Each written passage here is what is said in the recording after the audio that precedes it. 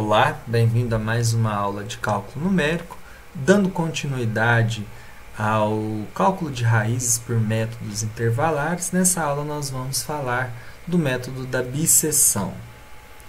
Bom, o método da bisseção, ele é digamos assim, uma variação, uma evolução do método da busca incremental. O método da busca incremental a gente subdividia em vários subintervalos. Aqui nós vamos dividir ao meio, conforme essa figura está ilustrando. Nós vamos dividir ao meio e vamos calcular os valores da função para esses dois subintervalos. Onde houver variação de função, eu vou quebrar, vou usar esse pedaço para a próxima iteração e vou desprezar o restante. Então, considerando essa função que está sendo mostrada aqui, a raiz está para cá. Então, se eu calculasse os valores de f de xr daria negativo, f de xu daria positivo. Enquanto que f de xr negativo e f de xl negativo, não houve variação de sinal, portanto, eu descartaria esse pedaço. Depois, eu dividiria entre xl e xu, seria que o xr passaria a ser o xl na iteração seguinte, e eu dividiria ao meio, mais uma vez, obtendo um novo xr. Aí observem que a mudança de sinal vai ocorrer aqui à esquerda, então a parte da direita eu descarto. Na terceira iteração, calculo o xr aqui, observa a mudança de sinal aqui, então eu descarto a parte da esquerda. E assim eu vou caminhando com o método até chegar aí numa precisão solicitada. Tem gente que trabalha com um número prefixado de iterações, mas a gente vai ver aqui que tem uma maneira de calcular um erro e parar até chegar num erro pré-estabelecido. Então, nós temos aqui, na verdade, uma variação da busca incremental, porém, ele busca reduzir o custo computacional. Então, você divide o intervalo AB ao meio, sabendo a priori que f de A vezes f de B é menor que zero, você obtém um novo x0, e calcula a variação de sinal. Você passa para a iteração seguinte, escolhendo um novo intervalo, de modo que f de x tenha sinais nos pontos extremos, e aí esse novo subintervalo contém a suposta raiz. Então, esse é o algoritmo. Esse é o algoritmo da bisseção. E o erro, o erro absoluto, pelo método da bisseção, ele depende do erro absoluto no início do processo, um espaço entre dois valores. Esse aqui é um erro estimado, pessoal? Que nós não temos como calcular o erro verdadeiro, porque a priori ele é desconhecido. Então, você vai calcular aquele ponto intermediário da iteração atual menos o ponto intermediário da iteração anterior, dividido pelo ponto intermediário da iteração atual, isso em módulo.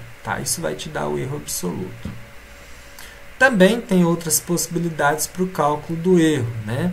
O módulo da função ser menor ou igual que um valor pré-estabelecido, ou então a diferença entre os pontos intermediários de duas iterações chegar, ser menor do que um erro estabelecido. Então, são maneiras de você interromper o seu algoritmo. Você pode especificar o número de iterações ou pode especificar até que se atenda a alguma dessas condições. Existe um estudo que ele te dá uma estimativa do número de iterações que você precisa para obter um erro absoluto em particular.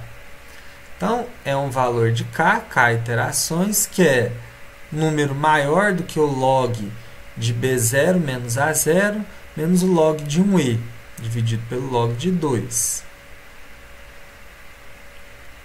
Aqui nós vamos fazer um exemplo, tá, de uso da abscissão no intervalo de 0 a 1 para a estimativa dessa raiz. É aquele mesmo exemplo que a gente fez no vídeo anterior, né, só que agora usando abscissão.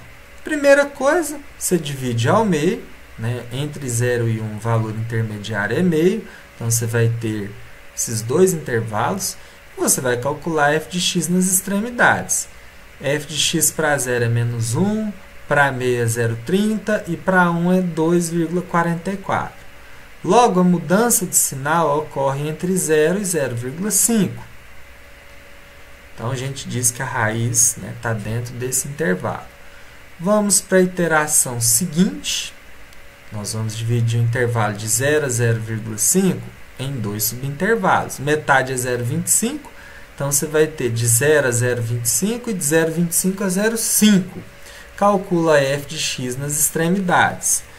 Perceba que a variação de sinal ocorre entre 0,25 e 0,5. Então, a gente diz que a raiz está dentro desse intervalo.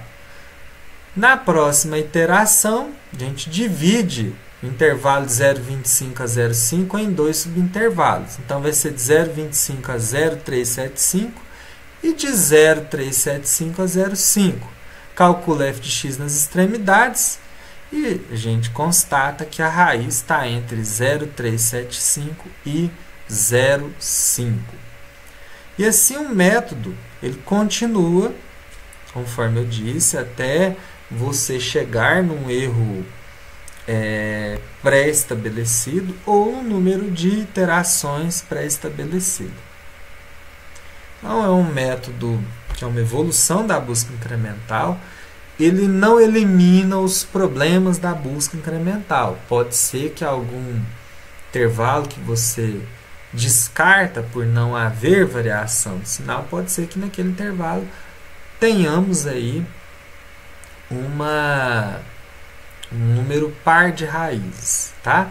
Em algumas circunstâncias, dependendo da função, talvez o método da busca incremental ele seja menos suscetível ao erro do que a da abscissão, tá? Dependendo do esforço computacional que você usa ali.